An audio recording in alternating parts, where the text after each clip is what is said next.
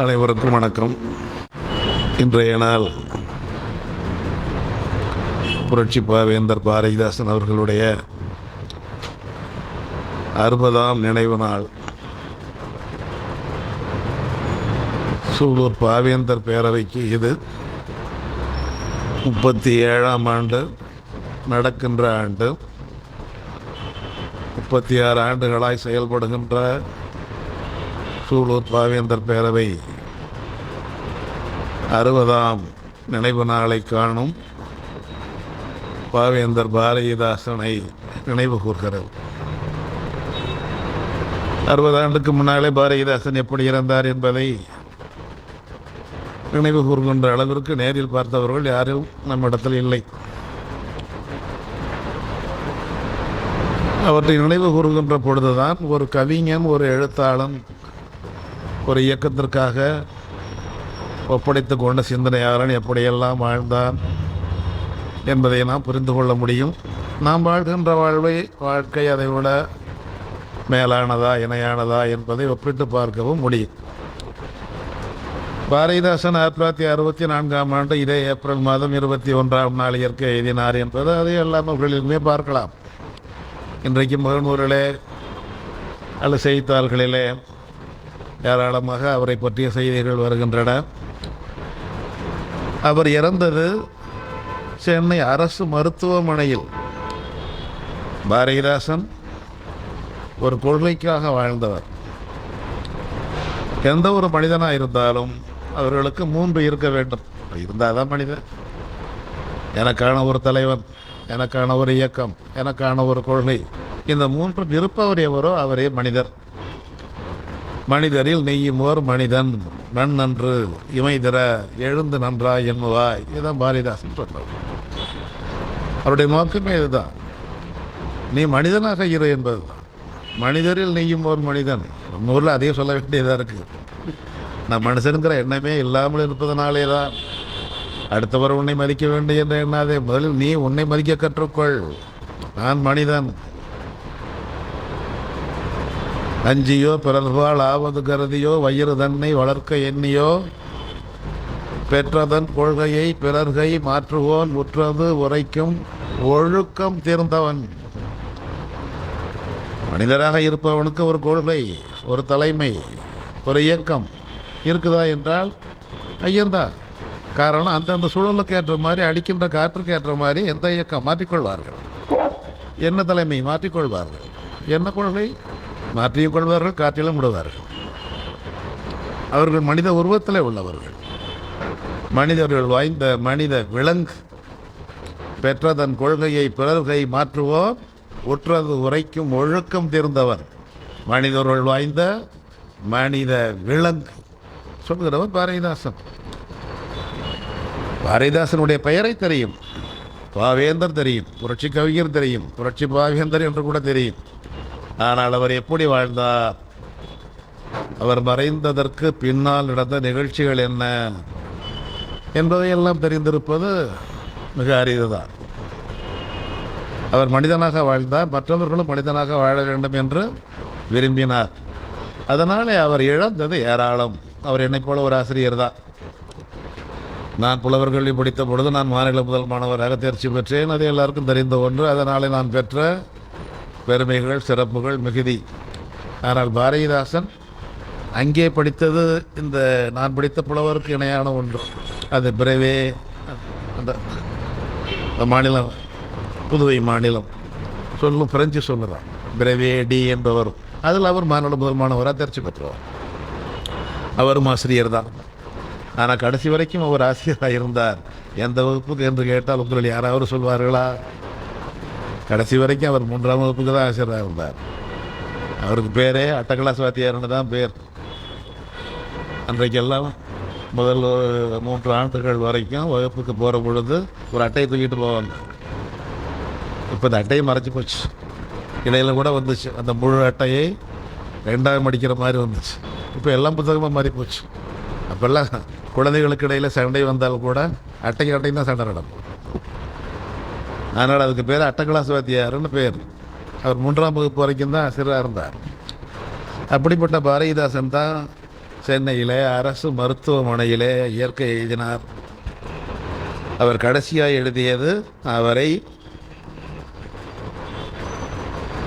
சமூக உணர்வுள்ளவராக மாற்றிய ஒரு மாபெரும் கவிஞருடைய வரலாற்றை குறித்த திரைப்படம்.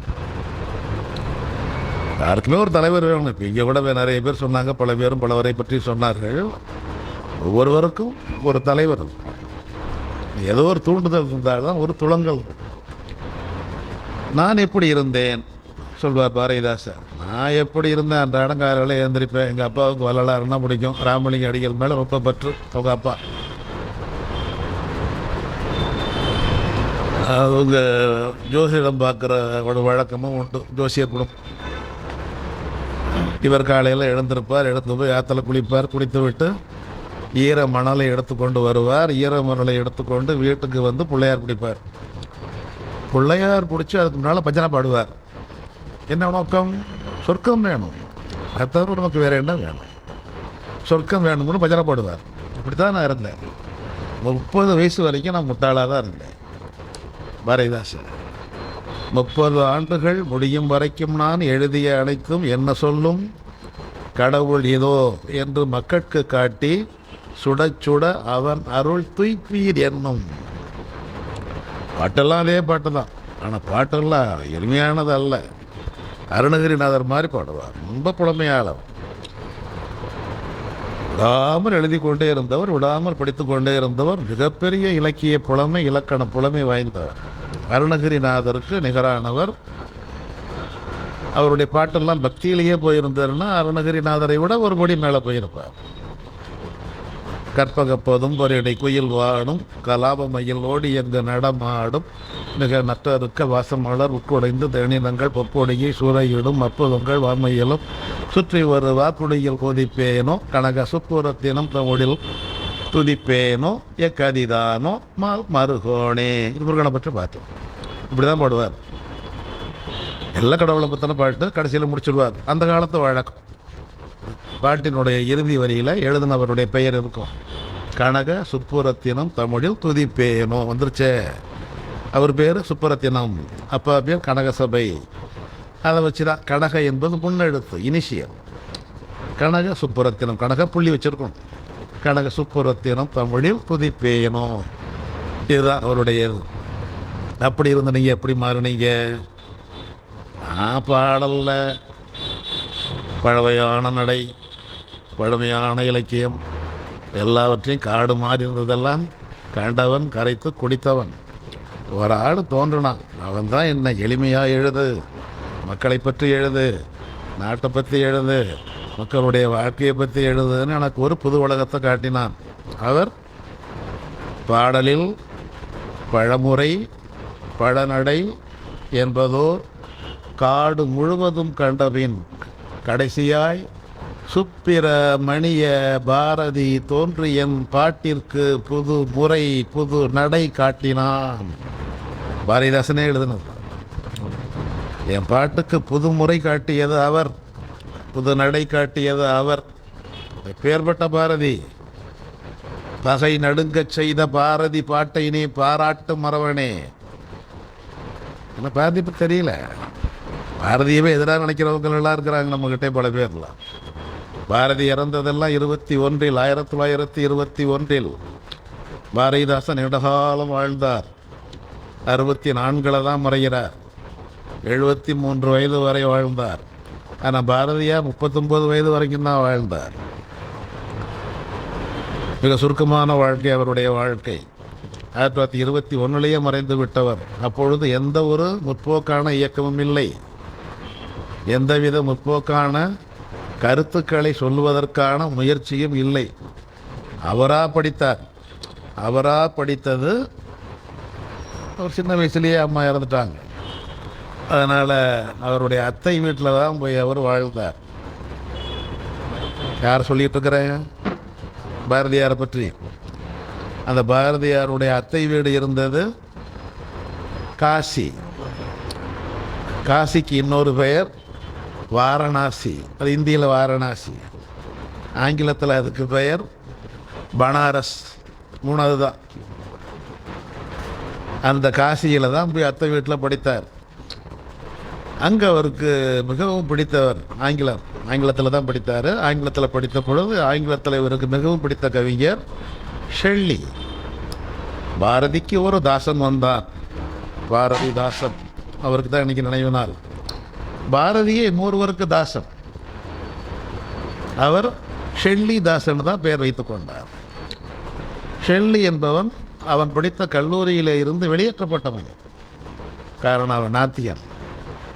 தி நெசசிட்டி ஆஃப் ஏத்திசம், நாத்தியத்தின் தேவை என்று எழுதியதனால் கல்வி நிறுவனத்தில் இருந்து வெளியேற்றப்பட்டவர் ஷெல்லி. அந்த ஷெல்லிக்கு தான் நான் தாசன் என்று சொன்னவர் பாரதியார். அதனால் இவருக்கு பேரே ஷெல்லி தாசன்கிற பேரில் தான் அவர் எழுதினார். அப்படிப்பட்ட பாரதியார். நாத்திக வாடை அவருக்கு வந்தது. நாத்திக கருத்து நெஞ்சில் ஊடுருவியது. இயக்கங்கள் மூலம் இல்லை, ஆனால் இந்தியாவில் அதுக்கான இயக்கங்கள் அப்பொழுது இல்லை, தமிழ்நாட்டில் இருந்துச்சு. அதுக்கு பேர் சுயாக்கியானிகள் சங்கம்னு பேர், ஃப்ரீ தாட் அசோசியேஷன்னு பேர். பின்னால் அதுக்கு பேர் லௌகீக சங்கம்னு பேர். ஆனால் அது கூட இப்போ இருக்கிறவங்களுக்கு பெரும்பாலும் தெரிய வாய்ப்பு இல்லை. இடையில் அது நின்றுடுச்சு. அதன் வழியாக வந்தது தான் தத்துவ விவேசினிங்கிற இதழ். அதை தேடி பிடித்து பதிப்பித்து கொடுத்தவர் தான் இந்த அரங்கத்துக்கு பெயராக இருக்கிற ஆணைமுத்து. தத்துவ விவேசினி. இன்னொரு இதழ் நடத்தினாங்க, தத்துவ விசாரிணி. அது கிடைக்கல, இன்னை வரைக்கும் கிடைக்கல. இன்னொரு ஆங்கில இதழும் நடத்தினாங்க, அதுக்கு பேர் திங்கர். அதைத்தான் ஆணைமுத்து பேர் வச்சார், மொழிபெயர்த்து பேர் வச்சார் சிந்தனையாளன். அந்த இயக்கம் அதுதான் இந்தியாவில் தோன்றின முதல் நாத்திக இயக்கம், சுயாக்கியானிகள். அது அன்றைய தமிழ் ஃப்ரீ தாட்டுங்கிறதுக்கான மொழிபெயர்ப்பு. பின்னால் அவங்க மாற்றின பேர் லௌகிகம். லௌகிகம்னா உலகியல்னா அப்படி நடத்தினாங்க. அது இங்கே தோன்றியது. இங்கே உள்ளவங்களுக்கு அந்த கருத்து போய் சேரலை. அதனால் பாரதிக்கு அந்த கருத்தோ அந்த இயக்கமும் அறிமுகமாகறதுக்கு வாய்ப்பு இல்லை. காரணம் அவர் இருந்ததெல்லாம் உத்தரப்பிரதேசம், காசி. அங்கே அவருக்கு ஆங்கிலத்தின் வழியாகத்தான் அறிமுகமாச்சு. அதுதான் ஷெல்லியின் எழுத்து. அதனால தான் அவர் பெரிய மீசை வச்சுக்கிட்டார். பார்ப்பனராய் பிறந்திருந்தாலும் மீசை வைத்து போட்டார். ஜாதி உணர்ச்சி கூடாதுன்னார். இதைத்தான் பாரதிதாசன் எழுதுகிறார். அவன் தான் சொல்கிறதெல்லாம் எனக்கு எப்படி இருக்கு, நகைக்கத்தக்க நால்வகை சாதியாம் நச்சு பாம்பி நசிக்கிடச் சொன்னால் மிகுத்திட வேண்டும் மனுக்கொள்கை என்று வீராப்பு பேசி வெளிவரும் அந்த பகை நெடுங்கச் செய்த பாரதி பாட்டை நீ பாராட்டு மரவனே. பார்ப்பான் உயர்வென்றும் பறையன் தாழ்வென்றும் ஏற்பாடு செய்த நூல் இழிந்த நூல் என்றால் கூப்பாடு போட்டு மக்களை 1000 கூறாக்கி தாம் பாட எண்ணிடும் அந்த பகை நடுங்கச் செய்த பாரதி பாட்டை நீ பாராட்டு மரவனே. ஏன்னா பாரதியாரோட யார் இவரை போல பழகலை. பாரதி புதுவையில் இருந்தார், 10 ஆண்டு காலம் பழகியவர் பாரதிதாசன். பாரதியாரை பற்றி பாரதியார்னு சொல்ல மாட்டார். பாரதியார்னு அவ்வளோ ஒரு பற்று. ஐயர்னு தான் சொல்லுவார். ஐயர்னா ஆசிரியர்னு பொருள். இன்றைக்குமே வடார்காடு மாவட்டத்தில் ஆசிரியர் ஐயர்னு தான் சொல்லுவார். ஐயர்னா மேலோருன்னு இன்னொரு பொருள் உண்டு. அது ஒரு சாதிக்கும் பெயர் உண்டு. ஒரே சொல்லுக்கு எத்தனையோ பொருள் உண்டு. அதனால் அவர் ஐயர்னு தான் சொல்லுவார். ஐயர் கவிதைக்கு இழுக்கு இழைப்பாருட்டோம்பார். பாரதியார் 21 இறந்துட்டார். இறந்து போன ஒரு வாரத்தில், ஒரே வார இடைவெளியில் அவருக்கு மகள் பிறக்குது. மகளுக்கு பேர் வைக்கணும், என் தலைவர், என் வழிகாட்டி ஐயர் பேரை வைக்கணும், பாரதியார் பேரை வைக்கணும்னு விருப்பம். காரணம் பாரதி என்பதே பெண்ணுக்குரிய பெயர் தான். பாரதினா சரஸ்வதின்னு பொருள். அதுதான் பாரதினா ஆம்பளை பேர் இல்லை. இப்போ பேர் வச்சுக்கிறாங்களே, ஜெயேந்திர சரஸ்வதி, சந்திரசேகர சரஸ்வதி, ஜெயேந்திர சரஸ்வதி. அந்த சரஸ்வதிங்கிறதா பாரதி. பாரதியும் சரஸ்வதியும் ஒன்று தான். அந்த பேரை வைக்கணும், பாரதிங்கிற பேரை வச்சிடலாம் மகளுக்கு விருப்பம். ஆனால் என் வாயால் நான் எப்படி கூப்பிடுவேன் என் பொண்ணை? பாரதின்னு கூப்பிடலாமா? அதனால் அந்த பொருளை பேரை வைக்கிறார், சரஸ்வதி. அதுதான் மகளுக்கு பேர். அவருடைய மகன் கூட நம்முடைய பேரை வைக்கலாம் படிக்கிட்டு வந்து போயிட்டு இருக்கிறார். அவர் பேர் இளமுருகன். அப்படி அந்த 10 ஆண்டு கால நினைவுகள், பாரதி வழியாக கேட்ட வாழ்க்கை நினைவுகள் எல்லாவற்றையும் சேர்த்து ஒரு திரைப்படமாக எழுதி கொண்டே வருகிறார் பாரதிதாசன். அதுதான் அவர் கடைசியாக எழுதினது. அந்த படத்தினுடைய கடைசி காட்சியை எழுதி இரவுல அவருக்கு மாரடைப்பு வந்துருச்சு. அப்போ அழைச்சிக்கிட்டு போனது தான் இந்த நாள். சென்னை அரசு மருத்துவமனைக்கு சென்று சேர்த்த நாள். நல்ல வேலையை அவர் எழுதிட்டார். கடைசி காட்சியவே எழுதிட்டார். எழுதி முடித்த பிறகு தான் உனக்கென்று ஒரு கடமை இருக்கிறது, அந்த கடமையை நிறைவேற்றிய பிறகு உன்னை அழைத்துக் கொள்வேன் என்று யாரோ அவருக்கு அழையிட்டு அனுப்பியது போல் பாரதியாருடைய வரலாற்றை எழுதி முடித்த பிறகுதான் பாரதிதாசனுடைய உடல் நலிகிறது. அரசு மருத்துவமனையில் சேர்த்துறார். வேறு மருத்துவமனையில் சேர்க்குற அளவுக்கு வசதி கிடையாது. அங்கே சேர்த்த உடனே உங்களுக்கு இடம் இல்லையே, கட்டில் படுக்க வைக்கக்கூடிய அளவுக்கு வசதி இல்லையே, அப்படியே உருண்டு படுங்க என்று நடைபாதையில் வராந்தாவில் தான் அவரை படுக்க வச்சார். வராந்தாவில் தான் படுத்திருந்தார் அரசு மருத்துவமனையில் பாரதிதாசன். ஒரு கொள்கைக்கு என்று தன்னை ஒப்படைத்துக் கொண்டால் எப்படிப்பட்ட இழப்பை எல்லாம் சந்திக்க வேண்டும் என்பதற்கு எடுத்துக்காட்டு ஏராளம். இன்றைக்கு நாம் எல்லாம் இருப்பது மிக வசதியான வாழ்க்கை. காரணம், நாமெல்லாம் நகையை உருவாக்குவதற்கு முன்னால் அதற்கு வேண்டியது சேதாரம். சேதாரம் இல்லாமல் நகை செய்ய முடியாது. சிலரை எனும் மடியாமல் பகை வெல்ல முடியாது. அவர்களெல்லாம் சேதாரத்தை சந்தித்தார்கள். நாம் நகையாக போட்டுக் கொண்டிருக்கிறோம். பட்டுக்கோட்டை அழகிரி பேசிய பிறகு ரத்தவாந்தி எடுப்பார். அவர் தான் அஞ்சானஞ்சன் அழகிரி. அதே போல தான் முத்தமிழறிஞர் கலைஞர் அவர்கள் இடைப்பட்ட காலத்தில் எல்லாம் வந்தது. நம்ம அப்படிய சூலூருக்கு வந்த பொழுது கூட அவருக்கு ஏற்பட்டிருந்தது காசநோய். காசநோயோடு தான் வந்தார். நம்ம சூலூருக்கு வந்தார்.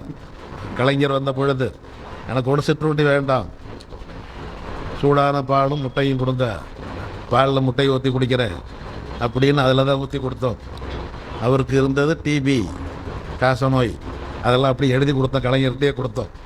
அதெல்லாம் அவருக்கு அந்த நோயெல்லாம் குணமாயிடுச்சு. நான் சூலூருக்கு வந்த பொழுது எனக்கு காசநோய் இருந்ததாம், முட்டையும் பாலும் பருகினேனாம் அப்படிலாம் இந்த அருகில் உள்ள மைதானத்தில் தான் பேசினார் கலைஞர். இப்படிலாம் ஒவ்வொருவரும் எவ்வளோ பெரிய உடல் நோவு, வாழ்க்கை இழப்பு அப்படியெல்லாம் வந்தவங்க தான். அதெல்லாம் தனி. அதுபோல் பாரதிதாசனுடைய இழப்புக்கள் ஏராளம். அந்த ஏராளத்தினுடைய உச்சம்தான் மருத்துவமனையில் படுத்திருக்கிற பொழுது அவர் வராந்தவளை படுக்க வச்சுட்டார்.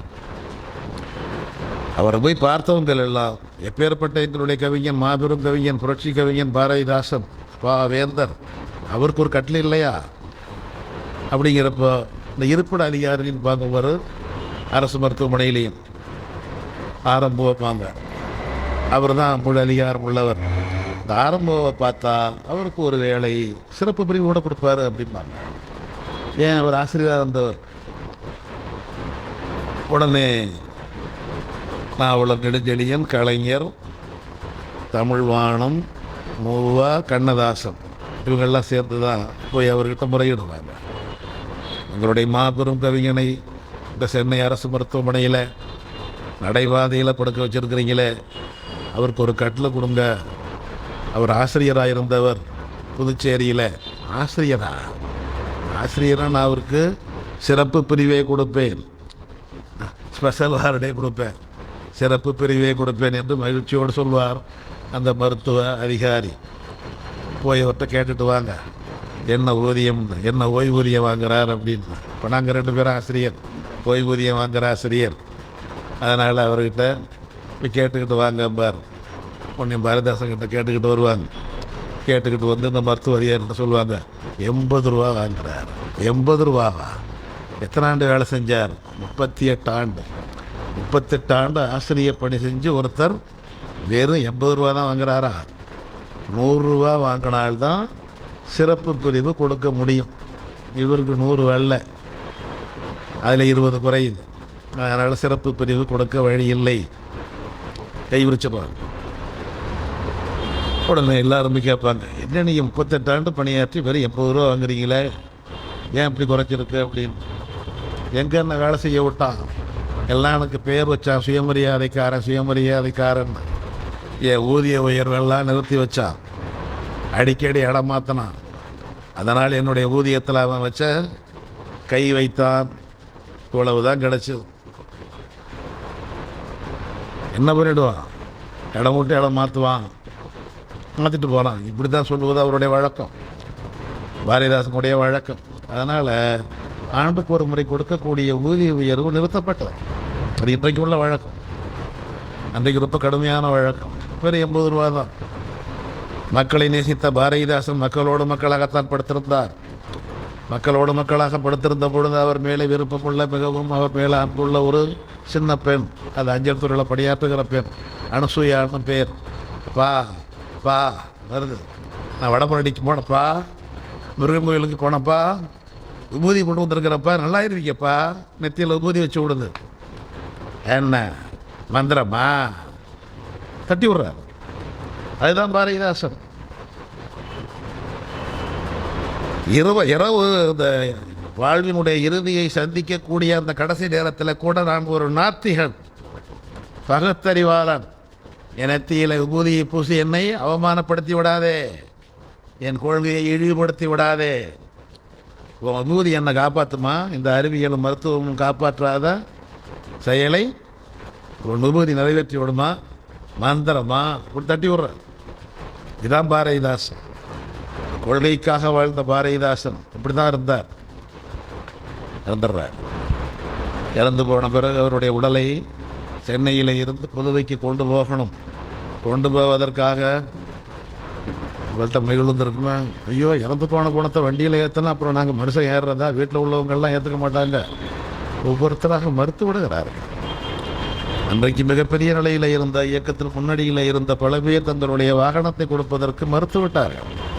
இன்றைக்கு இருப்பது போல் இந்த அவசர ஊர்தி, மருத்துவ ஊர்தி இவையெல்லாம் இல்லாத காலத்தில் ஏதாச்சும் ஒரு வண்டியில் தான் அவருடைய உடம்பை கொண்டு போக வேண்டும் என்று விரும்பிய பொழுது அதற்கு பல பேர் மறுத்து கடைசியில் ஒருவர் கொடுத்தார். அவருடைய வண்டியிலே தான் இரவு உடம்பு ஏற்றப்பட்டு விடியற் காலையில் கொண்டு போய் புதுவையில் சேர்க்கப்பட்டது. புதுவையில் கொண்டு போய் சேர்க்கப்பட்ட பொழுது அங்கே அவருக்கு முதல் மாலை வைத்து இறுதி வணக்கம் செலுத்துகின்ற பெருமை என்பதா, வாய்ப்பு என்பதா? ஒரு வாய்ப்பு கிடைத்தது இந்த சூலூருக்கு தான் கிடைத்தது. சூலூரில் அன்றைக்கு இருந்த உதயசூரியன் படிப்பகத்தைச் சேர்ந்தவர்கள் எல்லாருமே திமுககாரர். ஆண்டுக்கு ஒரு முறை சுற்றுலா போவது வழக்கம். அதற்காக ஒரு சீட்டு போடுவது வழக்கம். அந்த சீட்டை நிறைவேற்றி சீட்டு தொகையை எடுத்துக்கொண்டு எல்லாரும் சேர்த்து ஒரு ஊருக்கு போவது வழக்கம். அப்படி அவர்கள் போய் அந்த விடியற்காலை கூடுதலை அவர்கள் போய் சேர்ந்த இடம் புதுவை. எல்லாரும் சொல்கிற ஊர் பாண்டிச்சேரி. அந்த பேரை சொன்னவன் பிரெஞ்சுக்காரன்.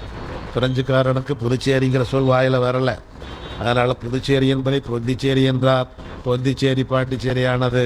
இன்றைக்கு அரசு சட்டம் போட்டு மாற்றிவிட்டது. புதுச்சேரி தான் சட்டம் போட்டு மாற்றிய பிறகு பல பேர் இன்றைக்கும் பாண்டிச்சேரி போயிட்டு இருக்கிறார்.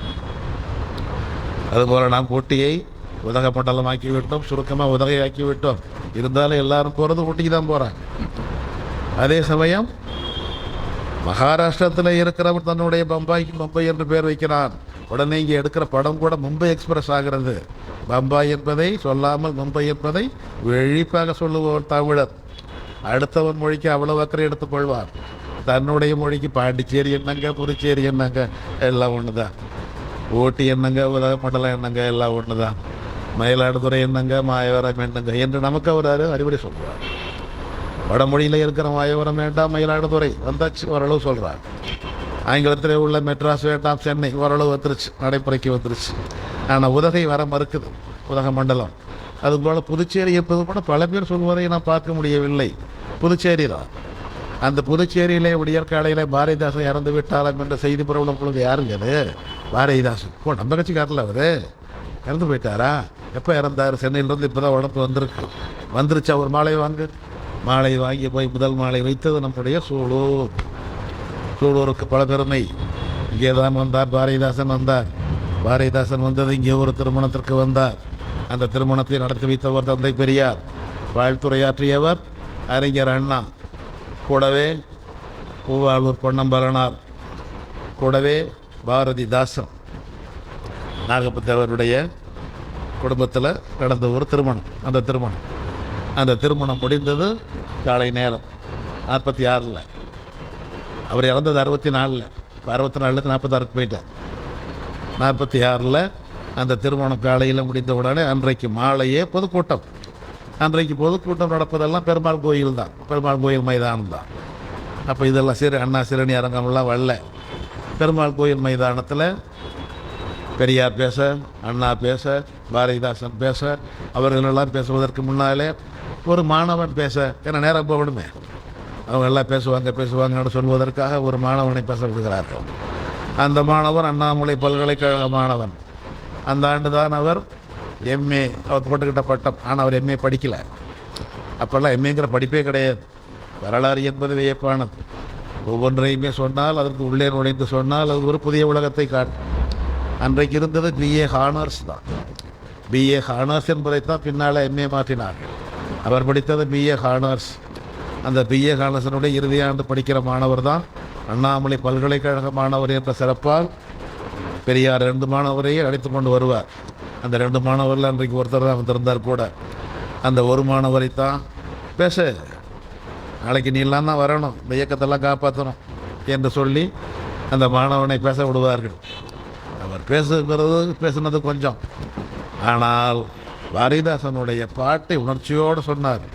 பூட்டிய இரும்பு கூட்டின் கதவு திறக்கப்பட்டது, சிறுத்தையை வெளியில் வா, எளியென உன்னை இகழ்ந்தவர் நடுங்க புலியென செயல் செய்ய புறப்படு வெளியில், நம்பினை பகலினை நள்ளிருள் என்றே சிம்புள் பறவையே சிறகை விரி எழு, இங்குன் நாட்டுக்கு இடிகடுவை ஆட்சியா, கை விரித்து வந்த கைவண்ணமிடையே பொய் விரித்தனும் புலன்கள் மறைத்து, நமக்குள்ள உரிமை தமக்கென்பாரெனில் வழி வழி வந்த முன் மரத்தனம் எங்கே, மொழிப்பற்றங்கே விழிப்பூற்றெழுக சொல்லுகிற பொழுதே கூட்டம் எழுதிருக்கும். அப்படி ஒரு உணர்ச்சியான பாட்டு. அந்த பாட்டை அதை விட உணர்ச்சியாக அவர் சொல்கிறார்.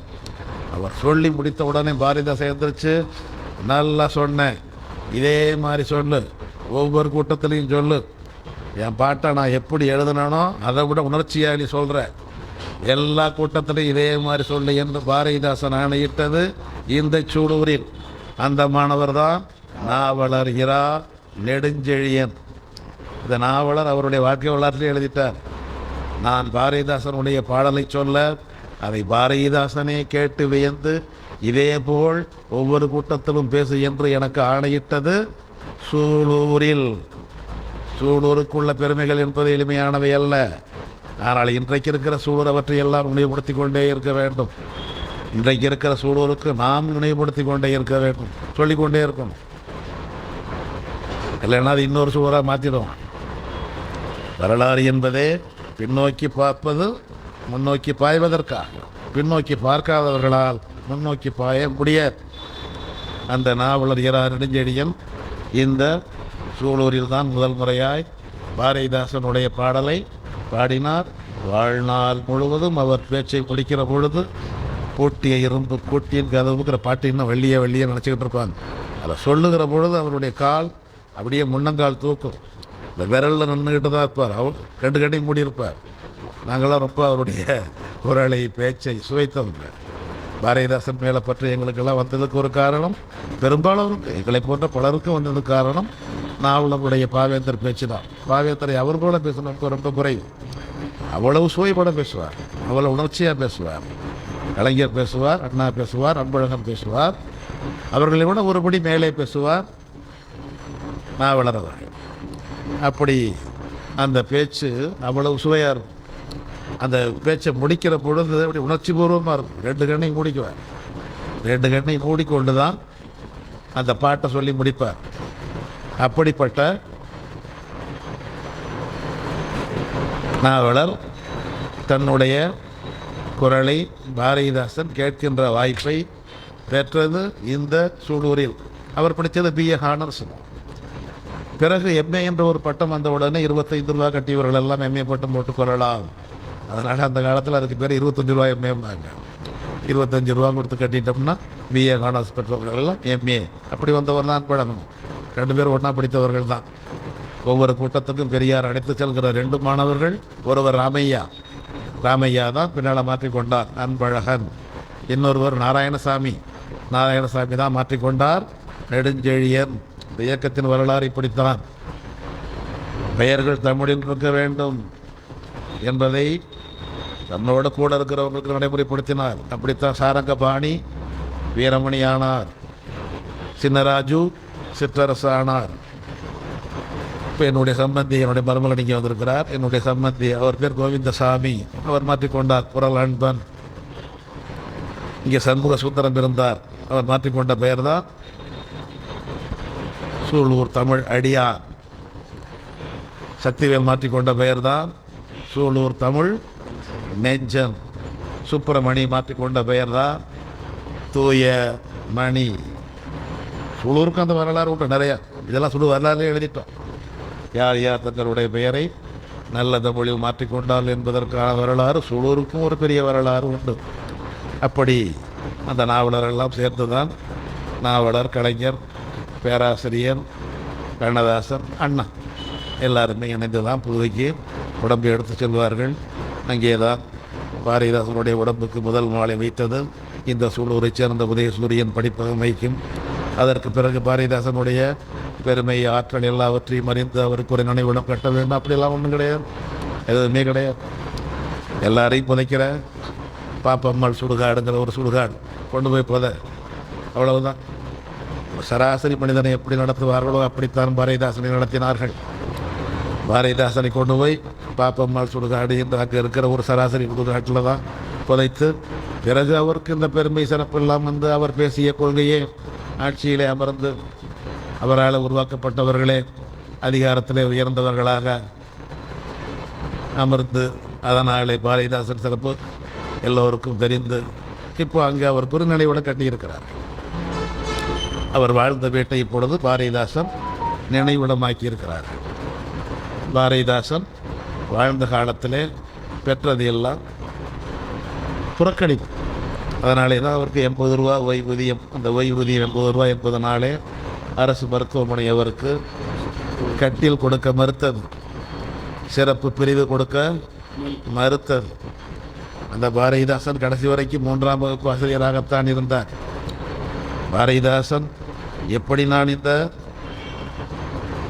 சமூக பார்வையோடு வளர்ந்தேன் அதுதான் சொன்னார். சுப்பிரமணிய பாரதி தோன்றிய பாட்டிற்கு புது முறை புது நடை காட்டினான். 21 இறந்துட்டார்.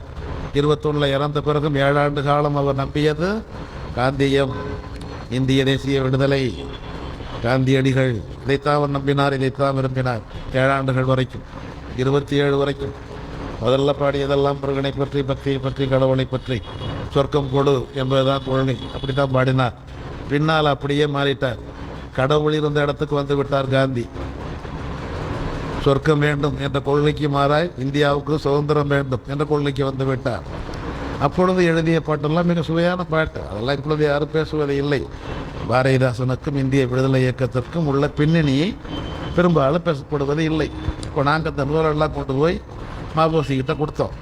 எங்களை எல்லாம் பாவேந்தர் வழியிலே சிந்திக்க வைத்தவர் பேராசிரியர் இரா இளவரசு அவர்கள்.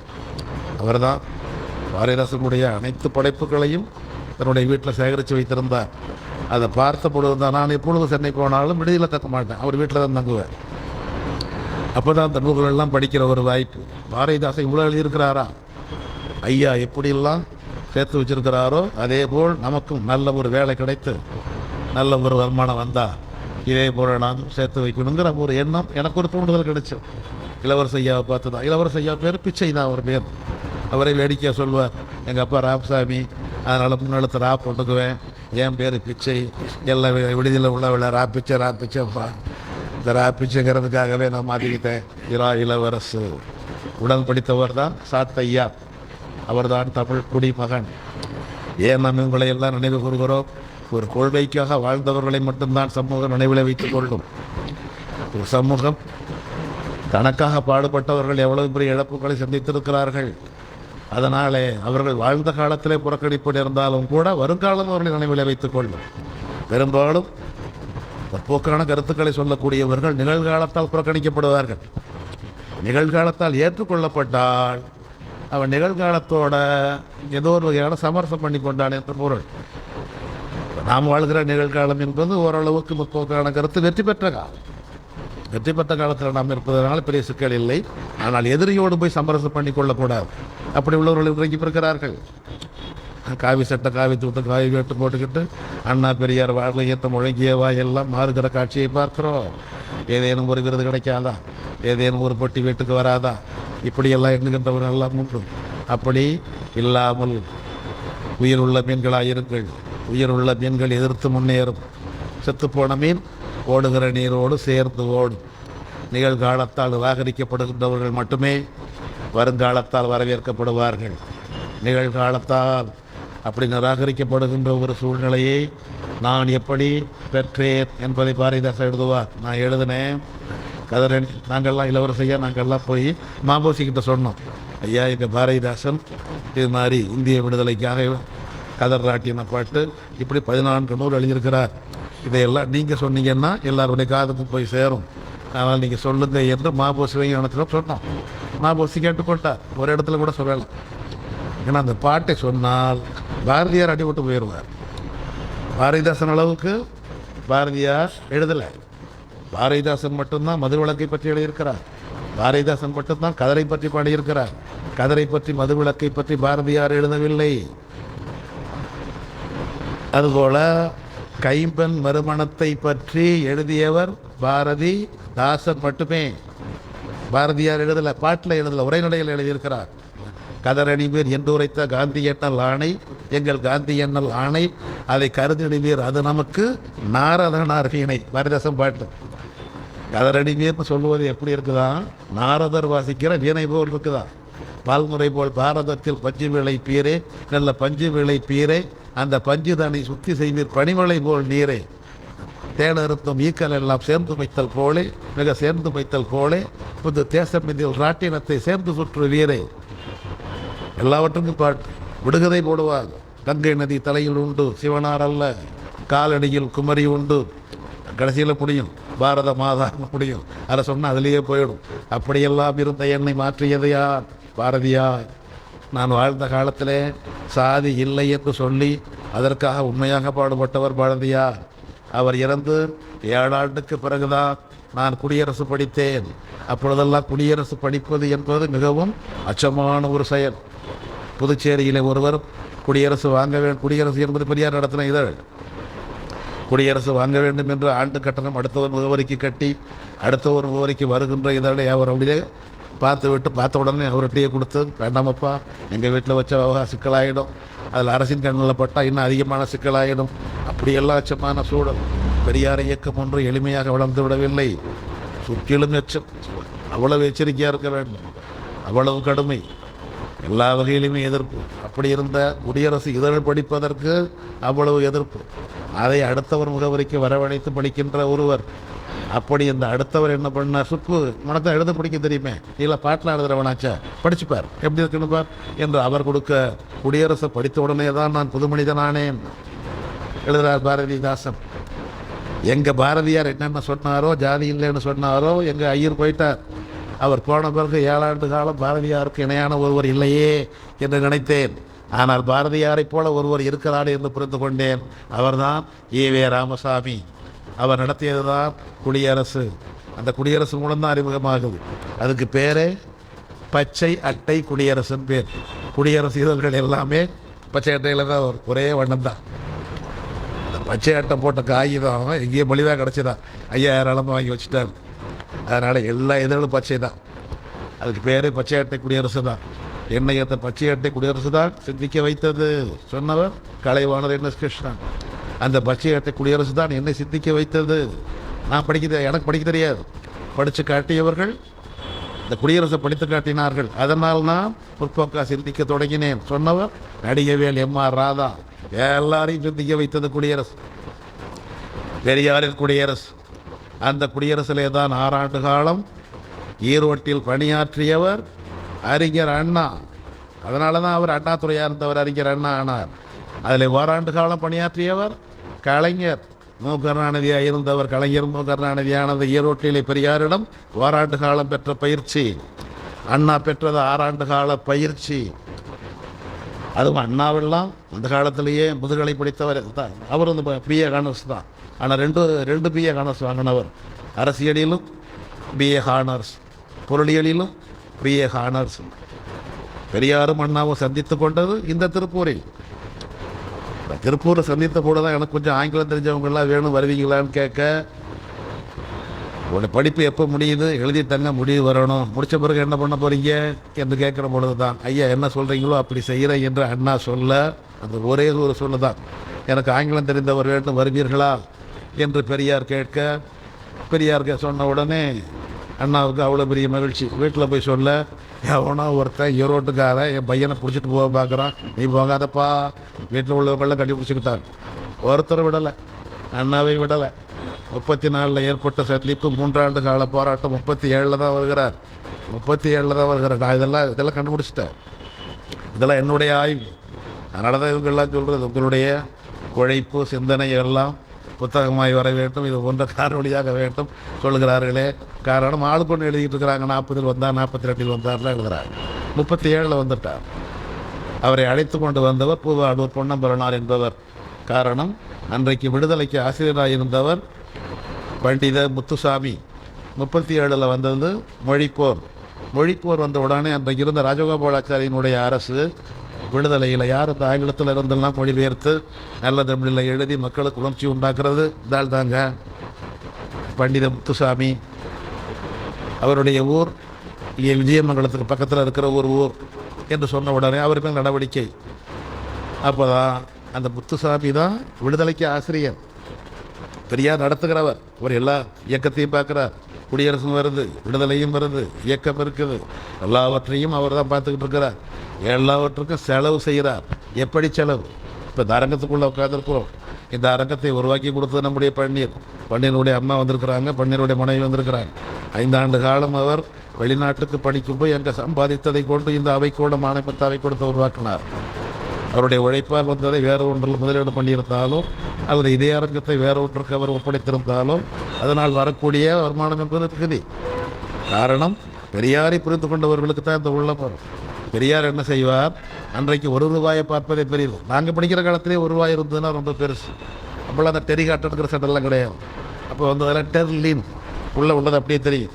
அந்த சட்டப்பைக்குள்ளே யாராச்சும் 1 ரூபா நோட்டு வைத்திருந்தா எல்லாம் அப்படியே கையெடுத்து கூடாத குறையாக பார்ப்பாங்க. 1 ரூபாயை வைத்திருக்கிறாரு. 1 ரூபாங்கிறது அவ்வளோ மதிப்புள்ளது. அந்த காலத்தில் அதுக்கு முன்னாடி எங்கள் காலத்திலே 1 ரூபா பெருசு. இப்போ பெரியார் காலம் எப்படி இருக்கும்? அப்போது 100 ரூபா நோட்டை பார்த்தோக்கே கிடையாது. 100 ரூபா நோட்டை 2ஆக கிழிப்பார். 2ஆக கிழிச்சு எவ்வளோ வேணும்? 50. நீங்கள் பிடிங்க அப்படி தான் கொடுப்பார் பெரியார். அந்த காலத்தில் அப்படி ஒரு முறை உண்டு. இப்போ கிழிச்சு கொடுத்தா நம்மகிட்டே கொடுத்துருவாங்க. நல்லா தானே உள்ள வந்தீங்க, கிழிக்கிற அளவுக்கு போயிட்டீங்களே. அன்னைக்கு அந்த நடைமுறை இருந்தது. ஒரு 50 ரூபா கிழிச்சால் போதும்.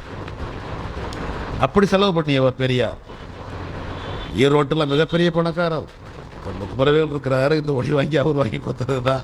ஒவ்வொருவருக்கு பின்னாலும் ஒவ்வொருவருக்கும் என்னென்ன வாங்கி கொடுத்தாங்கிற செய்தி எல்லாம் சொன்னதுன்னா ஒவ்வொருத்தரும் ஒவ்வொரு கொடுப்பதனால், இப்போ நாம் இந்த கொள்கைகள் பேசுவதனால், இந்த இயக்கத்தில் ஈடுபட்டிருப்பதனால் வரக்கூடிய ஆதாயங்கிறது ஒன்றுமில்லை. ஒவ்வொருத்தருக்கும் இழப்பு தான், ஒரு வகையான இழப்பு தான். காரணம், இதற்கு முன்னோடியாக இருந்தவர்கள் BA ஹானர்ஸ் பட்டம் பெற்ற அண்ணா, 2 பட்டம் பெற்ற அண்ணா வேறு பக்கம் வேலைக்கு போயிருந்தால் நல்ல வாழ்க்கையை வாழ்ந்திருப்பார். ஆனால் சமூகத்தால் மறக்கப்பட்டிருப்பார். இன்னைக்கு நாம் பேசிகிட்டு இருக்கிறோமே அண்ணாவை பற்றி, அந்த நிலைமை வந்திருக்கார். அதுபோல் கலைஞருக்கு இருந்த மிகப்பெரிய எழுத்தாற்றல். அந்த எழுத்தாற்றலை கொண்டு அவர் புராண கதையோ இதிகாச கதையோ எழுதி கொண்டிருந்திருந்தால் லட்சங்களில் புரண்டிருப்பார். அப்போ கோடியெல்லாம் கிடையாது, ஆயிரக்கணக்கில் லட்சங்களில் புரண்டிருப்பார். ஆனால் வரலாறு அவரை மறந்திருப்பார். புதுமையான கருத்தை பெரியார் வழியை பின்பற்றியதனாலே தான் இவற்றுக்கெல்லாம் மூலவதை பெரியார். அந்த பெரியார் கோடீஸ்வரன், உண்மையிலே கோடீஸ்வரன்.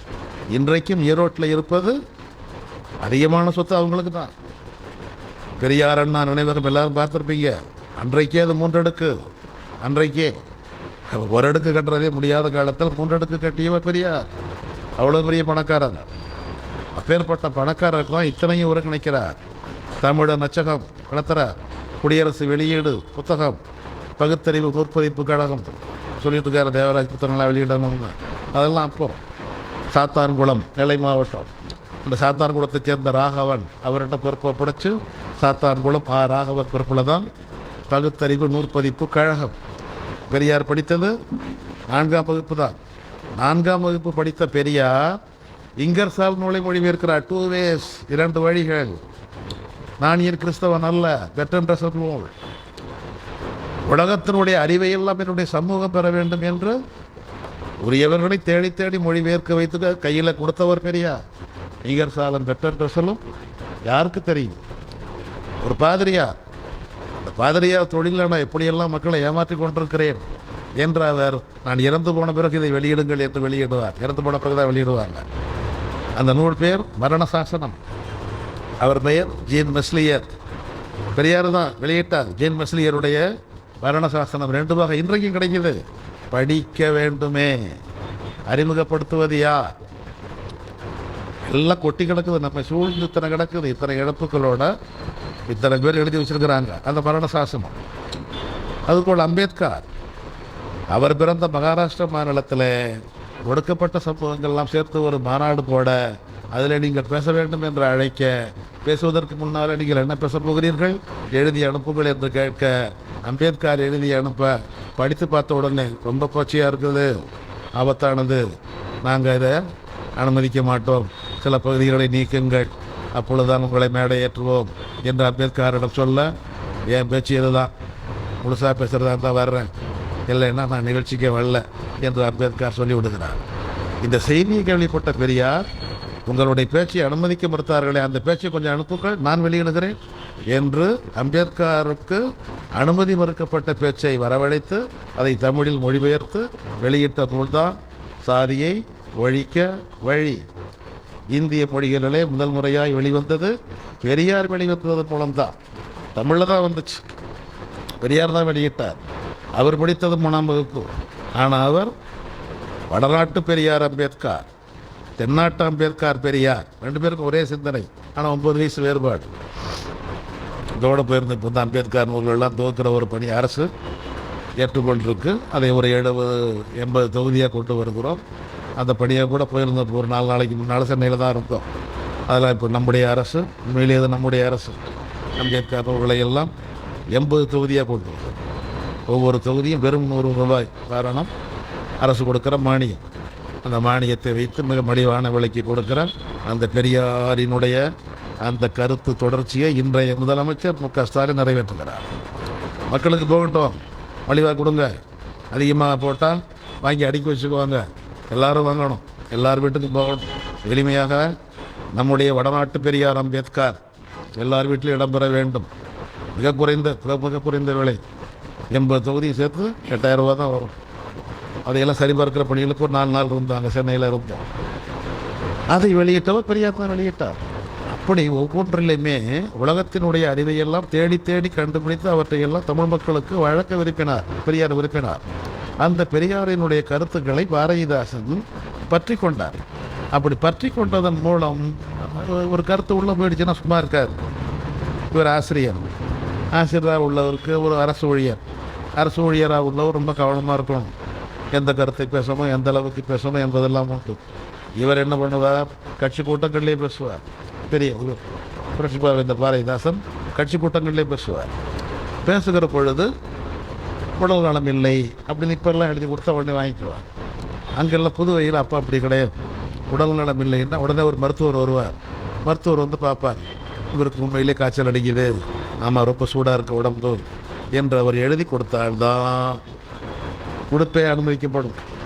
அப்போ உடம்பு சூடாகணுமே, என்ன பண்ணுறது, வெங்காயத்தை நசுக்கி 2 கை அக்குள்ளையும் வச்சுக்குவாராம் பாரதிதாசன். வச்சுக்கிட்டா உடனே சூடாகிடுமா. சூடான பிறகு மருத்துவர் வந்து வைப்பார். உடனே இறுக்கி போத்துக்கிட்ட அப்படியே இருக்காது. வந்து பார்த்துட்டு உடல் நலம் இல்லை, ரொம்ப சூடாக தான் இருக்குது, விடுமுறை அனுமதி. விடுமுறை கிடைத்த உடனே வாடகை வண்டியை கொண்டு வா, எங்கே கூட்டம் புறப்படும், வேற கூட்டத்துக்கு போயிடுவார். இதை அப்படியே கவிதையாக எழுதியிருக்கிறார். யமனை எலி விழுங்கிற்று. ஒவ்வொரு பாட்டுக்கும் ஒரு பின்னணி உண்டு. பாரதிதாசன் எழுதின முதல் தொகுதியில் இருக்கு, யமனை எலி விழுங்கிற்று என்பது இப்படி அரசாங்கத்தை ஏமாற்றுவதற்காக காய்ச்சல் வந்தது போல் நடிப்பதற்கு கையிடுக்களை வெங்காயத்தை கட்டிக்கொள்வேன். வந்து பார்க்கிற மருத்துவர் உண்மையிலேயே காய்ச்சல் தான் என்று எழுதி வைத்து எனக்கு விடுமுறை அனுமதித்து விடுவார். அப்படியெல்லாம் போவதனால இவன் கட்சி பிரச்சாரம் பண்ணுறான், இவன் சூமாக்காரன், இவர் சுயமரியாதைக்காரர் என்பதற்காக உடனே அவர் தூக்கி இடமாற்றி விட்டுருவான். 64 இறந்த பாரதிதாசன், இதே ஏப்ரல் மாதம் 21ஆம் நாள் இறந்த பாரதிதாசன், வாழ்ந்த காலத்தில் 73 ஆண்டு காலம் வாழ்ந்த பாரதிதாசன், ஆசிரியர் பணியிலே 38 ஆண்டுகள் இருந்த பாரதிதாசன், எவ்வளோ துன்பங்களை அனுபவிச்சார்னு இருக்கு இல்லையா. நம்ம குடும்பத்தை சேர்ந்தவங்களாம் இருக்கிறாங்க, எப்போ போனாலும் கூட்டம் அலைஞ்சிக்கிட்டே இருக்கிறாரு, உட்காந்து செஞ்சாதானே இதாக இருக்கும். குடும்பத்தில் உள்ளவங்களும் ஒத்துழைச்சா தான் முடியும். பாரதிதாசனுடைய மனைவிக்கு ஒன்றும் தெரியாது, உண்மையிலேயே அந்த மாவுக்கு எழுத படிக்க கூட தெரியாது. பாரதிதாசன் எவ்வளோ பெரிய கவிஞர் என்பதே அந்த மாவுக்கு தெரியாது. வருவார். எப்போ வந்தாலும் 4 பேரை 8 பேரை அழைச்சிட்டு வருவார். எத்தனை பேரை வந்தாலும் ஆக்கி போட சொல்வேன். நான் பட்டினி கிடப்பேன். அவர் அழைச்சிட்டு வந்தவருக்கு ஆக்கி போடுவேன், இருக்கிறத சமைச்சு போடுவேன். அவ்வளோதான். அந்த அம்மாவுக்கு ஒரு நல்ல மனம், அவ்வளவுதானே தவிர கொள்கை மனம் கிடையாது. வெளியூருக்கு மாற்றிட்டாங்கன்னா குடும்பம் இருக்கும் புதுவையில். பாரதிதாசன் மட்டும் போவார் வெளியூருக்கு. அங்கே போயிட்டாருன்னா வாரத்தில் 5 நாள் வேலை, 2 நாள் விடுமுறை, 2 நாளைக்கு புதுவை வந்துடுவார்.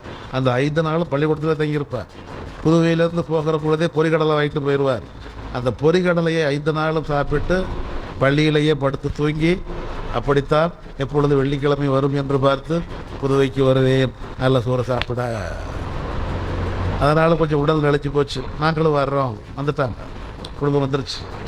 வெவ்வேறு ஊருக்கு மாற்றார். போன இடத்துல அவருக்கு ஒரு குழந்தை பிறக்குது. பிறந்த குழந்தைக்கு மருத்துவம் பார்க்கணும்.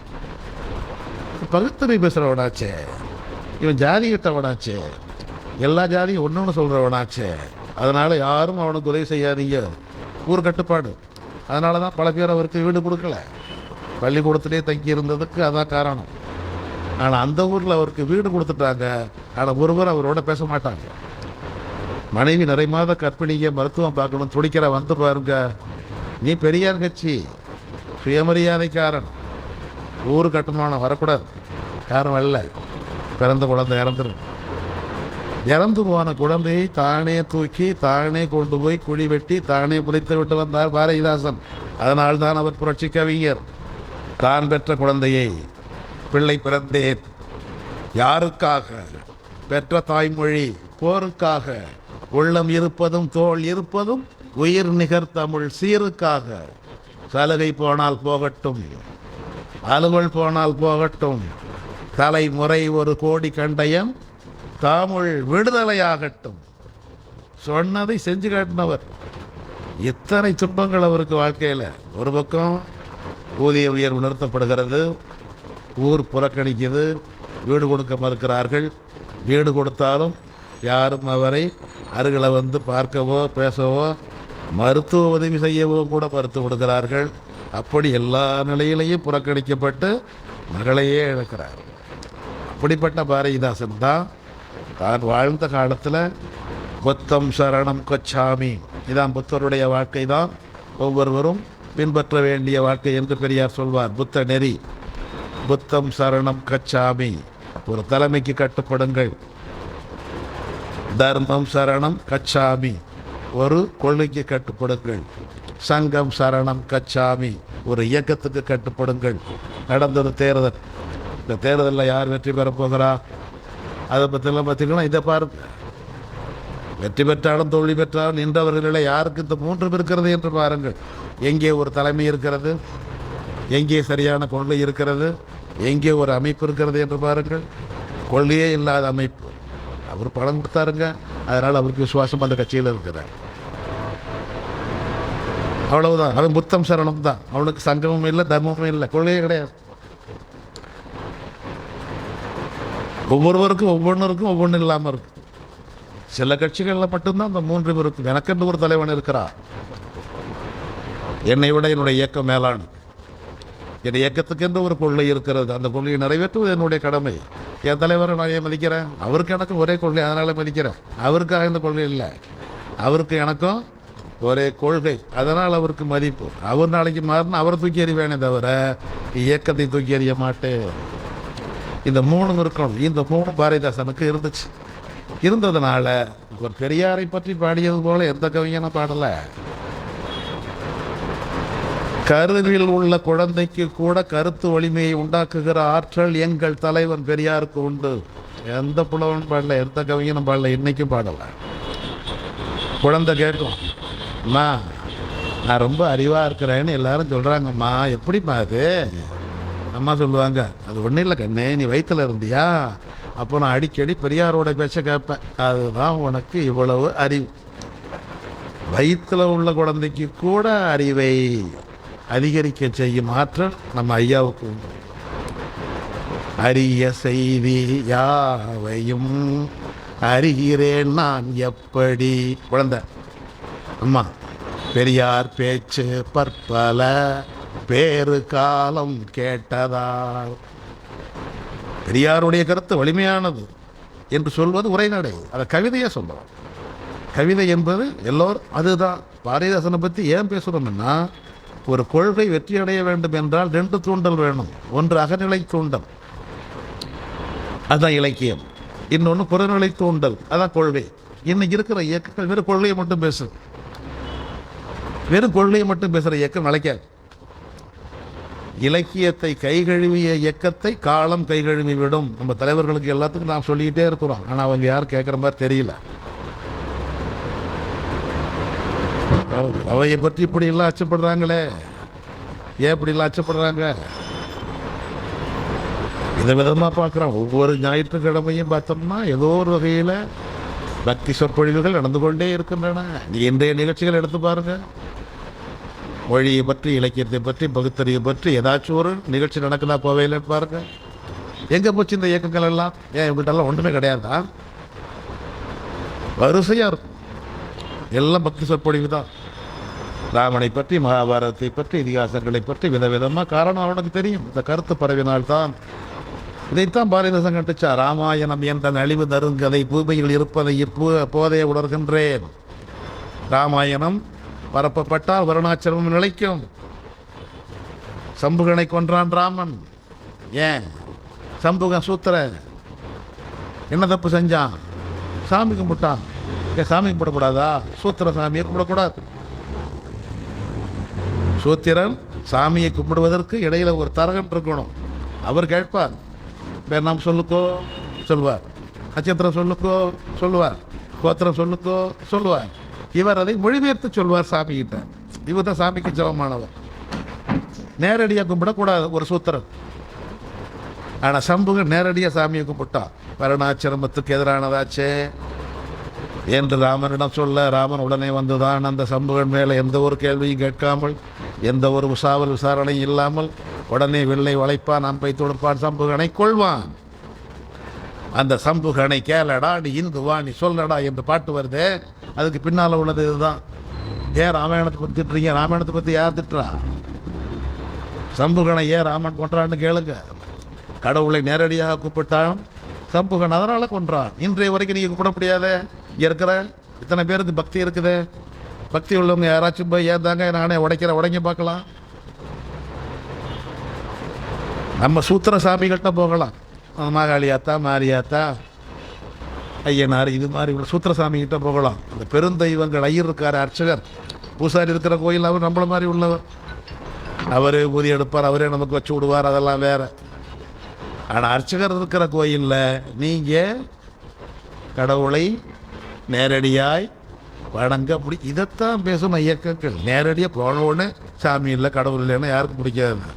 வந்துட்டாங்க ஐயா, எது கேட்டாலும் இல்லை, இப்படி தானே பேசுவாங்க. இல்லை இல்லைன்னு எதுக்கு காரணத்தை சொல்லுங்கள், முடிவு அவங்க சொல்லுவாங்க. சாமி கும்பிடுங்க, தாராளமாக கும்பிடுங்க, உங்கள் தேங்காய் நீங்களே போய் உடையுங்க. அப்புறம் உடையிற தேங்காயை உங்கள் மடையான்னு பார்ப்போம். அர்ச்சகர் உள்ள கோயிலில் போய் உங்களால் முடியுமா? உடைக்க முடியுமா? இன்றைய வரை முடியாது. உடைக்க வேண்டாம். கற்ப கிரகத்துக்கு உள்ளேயாவது போக முடியுமா? இந்த மூலஸ்தானம் இருக்கிற கருவறைக்குள்ளே நுழைய முடியுமா? இதைத்தான் பாரதிதாசன் எல்லாவற்றையும் கேள்வியாக கேட்டார். இதை நாம் பாரதிதாசன் பரவினால் இந்த இயக்கம் பரவும். அதுக்காகத்தான் பாரதிதாசனுடைய இந்த நினைவு நாளில் நாம் ஏன் நினைவு கூறுகிறோம் அப்படின்னு என்றால், பாரதிதாசன் பரவினால்தான் இந்த முற்போக்கு இயக்கங்கள் பரவும். பாரதிதாசன் 1928 இந்த இயக்கத்துக்கு வந்தார். வந்தது காரணம் குடியரசு பத்திரிகை இதழ். இன்னொன்று மயிலாடுதுறை வழியாக வருகிற பொழுது அங்கே பெரியார் பேசிக்கிட்டு இருப்பார், இறங்கிடுவார். இறங்கி உடனே பெரியாருடைய பேச்சு கேட்பார். அதான் நேரடியாக கேட்க பேச்சு. பெரியாருடைய பேச்சு கேட்ட உடனே இவர் தான் என் தலைவர் முடிவெடுத்துருவார். அதுக்கு பிறகு கதற விட்டுட்டார். இந்திய தேசிய விடுதலையை விட்டு விட்டார். இனி எல்லாமே திராவிடர் இயக்கம் தான், பெரியார் தான், பகுத்தறிவு தான், மனிதனுக்கான சமத்துவம் தான். அந்த கொள்கைக்கு வந்துட்டார் 28. இந்த பெரியாருடைய ஒளியில் தான் 1964 வரை அவருடைய எழுத்து இருந்தது. எடுத்த உடனே அவர் பாடியது பக்தி. அதற்கு பிறகு ஏற்பட்டது 1909 ஏற்பட்டது தான் பாரதியாருடைய நட்பு புதுவையில். அதை மட்டும் தனியாக பேசும். பாரதியார் தான் அவரை மாற்றினார். அவர் தான் அவரை எளிமையாக எழுத வச்சார். அவர் தான் மக்களை பற்றி பாடு, வாழ்க்கையை பற்றி பாடுன்னு சொல்லி எழுத வைத்தார். அந்த பாரதியார் 21 இறந்துட்டார். அப்புறமும் 7 ஆண்டு காலம் அந்த பாரதியாரை பற்றியே நினச்சிக்கிட்டு இருப்பார். ஞானரதம் போல ஒரு நூல் பாடுதற்கு நாட்டினிலே ஆள் இல்லை, கண்ணன் பாட்டு போல் நவீன கற்பனைக்கு போவதெங்கே, புதிய நெறி பாஞ்சாலி சபதம் போல தேனினிப்பில் தருபவர் யார், எங்கள் பாரதியார் உருகுவார்.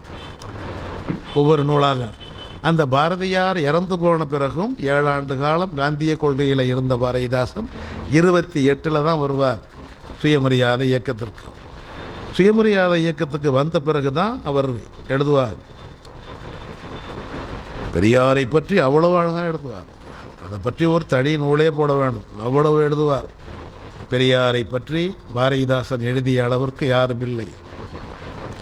தமிழரின் வாரம் தவிடுபொடியாகையில் வாழாது வாழ்ந்தவன் வெடிச்சு வந்த சாகையில் என்று துள்ளி தோள் தட்டி சாவொன்று வாழ்வொன்று பார்ப்பேன் என்று பார்ப்பன கோட்டையை நோக்கி பாயிமிவ் அருஞ்செயல் செய்வார் அல்லால் பெரியார் யார், நம் பெரியார் வாழ்கவே. அவர்தான் நமக்கு அவரவர் எண்ணிக்கைக்கு ஏற்ற வகையில் வேலை வேண்டும் வாங்கி கொடுத்தார். அவர் எண்ணிக்கைக்கு ஏற்ற வகையிலே வேலை வாய்ப்பு வேண்டும் வாங்கி கொடுத்தார். 1921 வாங்கி கொடுத்து 28 நடைமுறைக்கு வந்துருச்சு. நடைமுறைக்கு வந்த ஆண்டில் தான் பெரியாரோட சேர்கிறார் பாரதிதாசன். நன்றிக்கு வாழ்ந்திட வேண்டும், நன்றியோடு இருக்கப்பா. நன்றிக்கு வாழ்ந்திட வேண்டும், உரம் வேண்டும், திறம் வேண்டும். நம் ஞாழ பெரியார் சொல்லும் பாதையினை விடாதே, விடுதலை பெரும்பயன் ஈண்டும். எல்லாரும் பாடுவாங்க. இந்த நிலவை பார்த்தா நிலவு போல இந்த முகம் இருக்குன்னு, நிலவு போல தான் முகம் இருக்குன்னு சொல்லுவாங்க. ஆனால் பாரதிதாசன் மட்டும்தான் எங்கள் பெரியாருடைய முகம் போல நிலவு இருக்குன்னு பாடுவார். அப்படியே மாற்றுவார். அந்த அளவுக்கு பற்று. மக்கள் வாழும் உலகினில் மதங்கள் சாதி வேற்றுமை சுக்கு நூறாய் ஆக்கிய தூய பெரியார் முகம் என அக்கறைக்கண் தோன்றிடும் அழகு நிலவில் மூழ்குவாய். இதே நான் ஒரு வகுப்பில் நடத்துகிறேன்னா அந்த முறை வேறு. அங்கே இந்த இசையோடு இப்போ வருது பாருங்கள், விதவிதமான பாட்டு. பச்சை கிளிகள் தோலோடு, அதே மட்டும் தான் அந்த பாட்டு. இல்லாட்டுனா நீலக்கடலின் ஓரத்தில், அதே மட்டும் தான் அந்த பாட்டு. அந்த இசையோடு சொல்லுகிறப்ப போகும். மக்கள் வாழும் உலகில் பாட்டு அக்கறைக்கண் தோன்றிடும் அழகு நிலவில் மூழ்குவாய். எப்படி சுக்குநூறாய் தோன்றிய தூய பெரியார் முகம் என, பெரியார் முகம் போல இருக்குதே நிலவு.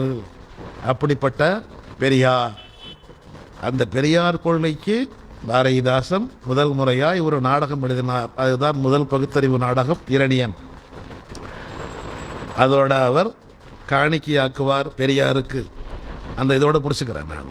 ஏன்னா அதுக்கு பிறகு நம்ம 29 அவருடைய பிறந்த நாள் வருது. 28 கூட ஒரு நிகழ்ச்சி வச்சுக்கலாம். பாரதிதாசனை பற்றி பேசிக்கிட்டே இருக்கலாம், பேசணும். காரணம், நேரடியாக புத்தகத்தை படிக்கிற வாய்ப்பு உங்களுக்கெல்லாம் குறைவு. நீங்களே முயற்சி எடுத்தால் கூட அந்த புத்தகம் கிடைக்கிறதுக்கான வாய்ப்பு குறைவாக இருக்குது. இருந்தாலும் கிடைக்கிது. பாவேந்தம் இளவழகனார் தான் வெளியிட்டிருக்கிறார். 25 தொகுதி. எதை படிக்கிறதுக்கு தெரியாது. ஆனால் ஒரு ஆர்வத்தை உண்டாக்குறதுக்கு இது போன்ற சொற்பொழிவுகள் ஒரு அறிமுகம், அவ்வளவுதான். விரும்பினால் நீங்கள் படிக்கலாம்.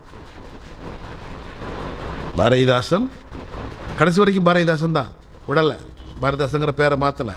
அழகிரிலாம் கூட அவர் ரொம்ப கிண்டல் பண்ணுவார்.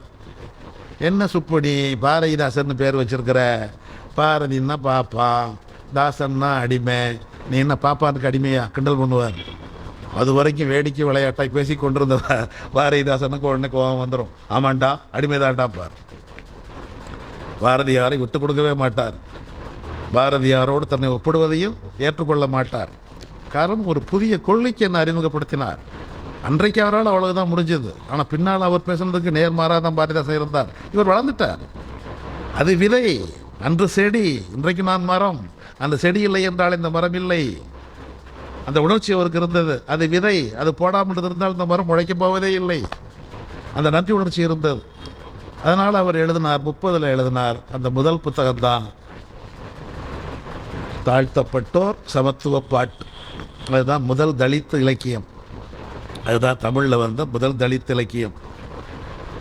இப்போ நம்ம கோயிலுக்கு பார்த்திங்கன்னா, இப்போ இங்கே பக்கத்துலேயே இருக்குது, மாகாளி அம்மா இருக்குது, மாரியாத்தா அங்கே இருக்குது, அங்காளம்மா இருக்குது, அங்காத்தா இருக்குது.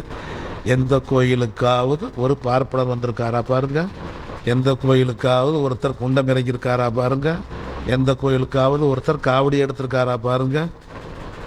இந்த கோயிலுக்காவது ஒரு பார்ப்பனர் மொட்டை அடிச்சிருக்காரா பாருங்க. அவர் அறிவாளி. நான் உங்களை முட்டாள் ஆக்குவேன், நான் அறிவாளியாக இருப்பேன், அப்படிதான் இருப்பார். அவர் கூப்பிடுறதெல்லாம் சிவன் கோயில், பெருமாள் கோயில், அதுதான் மேல்சாதி கோயில். அங்கே தான் கற்ப கிரகத்துக்குள்ள அவரே இருப்பார். அங்கே தான் எல்லாமே வடமொழியில் இருக்கும். அப்போ எங்கள் கோயில் இது சூத்திர கோயில். அப்போ என் ஜாமி வேற, ஓன் ஜாமி வேறையா? வேற. என்னை படைத்தவர் ஓர் கடவுள் மற்றும் ஏழையர்க்கு ஒரு கடவுள், எழில் முண்டம் இரண்டையும் சேர்த்துருக்குங்கள், முளைக்கும் பொதுக்கடவுள். உன்னோட பெரிய சாமியை தூக்கி போடு, மற்ற கீழ்ச்சாதி சாமியும் தூக்கி போடு, ரெண்டையும் போட்டு உருக்கி ஒரு பொதுவான சாமியை உருவாக்கு. பாரதிதாசன். எல்லாருக்கும் இந்துவாக பிறந்த எல்லோருக்கும் ஒரே சாமி தானே இருக்கணும், ஒரே சாமி தானே இருக்கணும். எங்கள் சாமி ஆடு சாப்பிடுது, கோழி சாப்பிடுது, சாராயம் கூட குடிக்குது. உங்கள் சாமி அக்காலை வடிச்சு சாப்பிடுதே, எதுக்காக? ஒரே மதத்துக்கு ஒரு மாதிரி தானே இருக்கணும் சாமி. ஏன் இப்படி ஒரே மாதிரி இல்லை? நாங்கள் சாப்பிட்றது தானே எங்கள் சாமியாக இருக்க முடியும். நாங்கள் வணங்குற சாமிக்கு எதுக்காக பூணூல் போட்டவன் சாமி தானே பூணூல் போட்டிருக்கோம். அது எப்படி ஏன் சாமியாக இருக்கும்? கேட்கல. நம்ம பெண்கள் கேட்கணும். பெண்கள் கேட்டால் தான் தெரியும். பூணூல் போட்ட சாமி, பூணூல் போட்டவனுக்கு சாமி, ஏன் சாமி என்ன போல தான் இருக்கணும் கேட்கணுமே. ஏன் சாமி என்ன போல சாப்பிடணும்? என்னை படைத்தவர் ஒரு கடவுள்.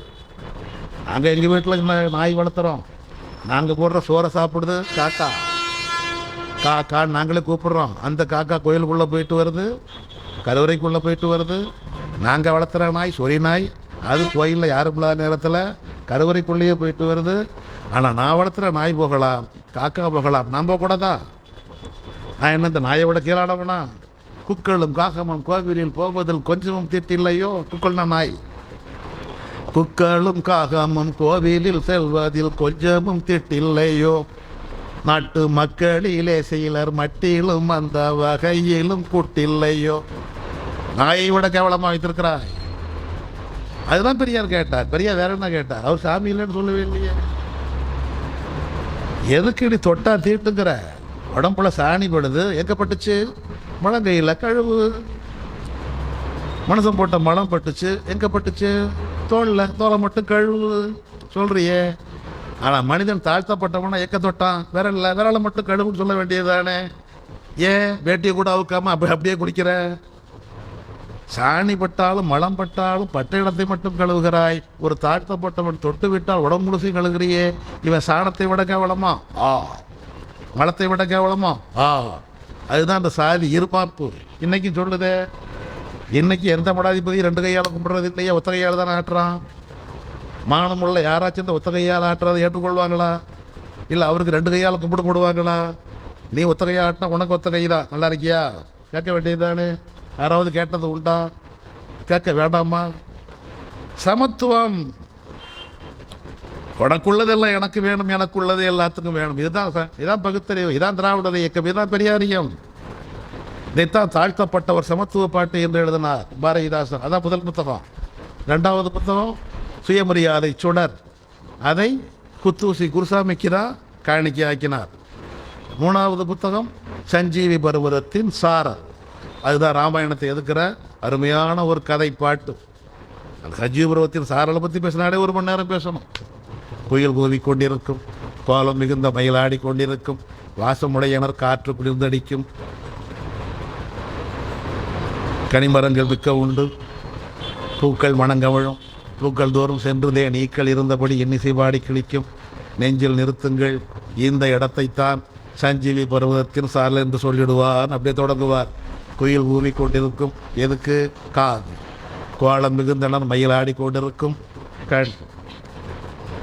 வாசமுடையனர் காற்று குளிர்ந்தடிக்கும், உடம் கண்ணாடி போன்ற நீர் ஊற்றுக்கள் உண்டு, கனிமரங்கள் மிக்க உண்டு, வாய். இன்றைக்கு பக்தி எதனால் நினைத்திருக்கு? இந்த 5 புலன்களால் நிற்கிது. கோயிலுக்கு நீங்கள் போனீங்கன்னா இந்த 5 புலன்களுக்கும் வேலை உண்டு. நல்ல மனமுங்க பூக்கள் வேற எங்கேயுமே இருக்காது. மூக்கால் எழுப்பார், ஏதாச்சும் பிரசாதம் கொடுப்பார் காத்துக்கு, வாய்க்கு. நாதஸ்வரம் பாட்டு எல்லாம் இருக்கும் காதுக்கு. 5 இன்பங்களும் இருப்பதனாலே தான் பக்தி இன்றைக்கும் இருக்கிறது. சஞ்சீவி பருவத்தின் சாரலில் 5 இன்பங்களையும் அப்படியே காட்டுவார். அதில் வருகிற பெண் அறிவாளியாக இருப்பா. பாரதிதாசன் படைக்கிற எல்லா படைப்புகளிலும் பெண் அறிவாளியாக இருப்பா. அவளை விட கொஞ்சம் குறைந்த அறிவுள்ளவனாக தான் இருப்பான். இந்த சஞ்சீவி பருவத்தின் சாரல் ஒரு கதைப்பாட்டு, ஆங்கிலத்தில் சொன்னால் பேலட். எல்லா கருத்துக்களையும் ஒரு கதைப்பாடல் வடிவில் சொல்வார் பாரதிதாசன். அதுதான் அதை அவர் எழுதுகிற பொழுது சுயமரியாதை வீரர்களின் திருப்பாதங்களுக்கு காணிக்கைவார். எப்பேற்பட்ட அன்பு பார்! சுயமரியாதை வீரர்களின் பாதங்களுக்கே, திருப்பாதங்களுக்கு காணிக்கை. அதற்கு பிறகுதான் அவருடைய கவிதை ஒரு தொகுதியாக வருது. அதுக்கு முயற்சி எடுத்துக்கொண்டவர் குத்தூசி குருசாமியும் குர்ஜிதம் குருசாமியும். அதுதான் ஒரு கவிஞருடைய பெயரில் வந்த முதல் தொகுதி. பாரதிதாசன் கவிதைகள் 1938 வருது. அதுக்கு உதவி செஞ்சவர் ஒரு வள்ளலார் பக்தர், ராமலிங்க அடிகள் மேலே பக்தியை உள்ள ஈடுபாடு உள்ள நாராயணசாமி நாயுடு. அந்த நூலையும் அவருக்கே காணிக்கையாக்கியிருப்பார் பாரதிதாசன். நாராயணசாமி நாயுடுவுக்கே காணிக்கையாக்கியிருப்பார். அது வந்த பிறகு தான் பாரதிதாசனுடைய பெருமையை உலகம் தெரிந்து கொள்ளும். அதற்கு முன்னாலேயே 38 முதல் தொகுதி வருது. அதற்கு முன்னாலேயே 37 மொழிப்போரில் அந்த மொழிப்போரை நிலைப்படுத்தியது இலக்கியங்கள் தான். ஒன்று, உரைநடை வகையில் இலக்கியம் படைத்தவர் அறிஞர் அண்ணா, கவிதை வடிவில் இலக்கியம் படைத்தவர் பாரதிதாசன். இப்போதான் குடியரசில் எழுதுவார், தொடர்ந்து எழுதுவார். எப்பக்கம் வந்து புகுந்து விடும் இந்தி எத்தனை பட்டாளம் கொட்டி வரும் அப்பம் அன்பம் அந்த இந்தி தனை உடல் ஆவி பொருள் தமிழ்கே தருவோம். மாங்குயில் கூவியிடும் புஞ்சோலை எம்மை மாட்ட நினைக்கும் சிறைச்சாலை எங்கவிடும் தமிழ் தாய்தனையே என எக்காலம் போடுவீர் தோழர்களே. பங்கம் விளைந்திடில் தாய்மொழிக்கே உடல் பச்சை ரத்தம் பரிமாறிடுவோம். திங்கம் என்றே இளம் காளைகளே மிக தீவிரம் கொள்ளுவீர் நாட்டினிலே உணர்ச்சியை உண்டாக்கும். அதனால் காஞ்சிபுரம் மாநாட்டில் ஊர்வலம் போகும், ஊர்வலம் நடக்கும். ஊர்வலத்தில் ஒரு அட்டகலாச ஆசிரியர் தானே இவர். கூட்டமாக போய் கொண்டிருப்பார் பாரதிதாசன். மாநாட்டிலே முதல் நிகழ்ச்சி படத்திறப்பு. யாரோட படம்னு பார்த்தா பாரதிதாசனுடைய படத்தை திறந்து வைப்பார் தந்தை பெரியார். 37 பாரதிதாசனுக்கு அவ்வளோ சிறப்பு கொடுப்பார். ஒரு இலக்கியவாதியை, அறிஞனை, கவிஞனை போற்ற வேண்டும், இதுதான் தமிழ் மரபு. இன்றைக்கும் சங்க இலக்கியத்தில் பார்த்தீங்கன்னா ஒரு அரசனை பற்றி ஒரு புலவர் பாடியிருப்பார். அதே அரசனை பற்றி அதே புலவர் அடுத்த பாட்டில் பாடியிருப்பார். அப்பொழுது என்ன எழுதுவாங்க? அவனை அவர் பாடியது. எவனை? அரசனை. எவர்? புலவர், அறிவாளி, அறிஞர். இவரை அவர் பாடியது என்பார். அரசரை, ஆட்சியாளனை அவனை அவர் பாடியது. இதான் நம்முடைய மரபு. அறிஞனை உயர்த்த வேண்டும். ஏன் நாம் இந்த நிகழ்ச்சி நடத்துகிறோம்? இப்படி ஒரு காணொளி எடுத்து, இப்படி ஒரு முயற்சி எடுத்து நாம் எல்லாரும் செய்கிறோம். காரணம், எந்த சமூகம் அறிவாளிகளை மதிக்கிறதோ அந்த சமூகத்தில் தான் அறிவாளிகள் அணியணியாய் தோன்றிக் கொண்டே இருப்பார்கள். அறிவாளிகளை மதிக்க மறுத்த சமூகத்தில் அறிவாளிகள் தோன்ற மாட்டார்கள்.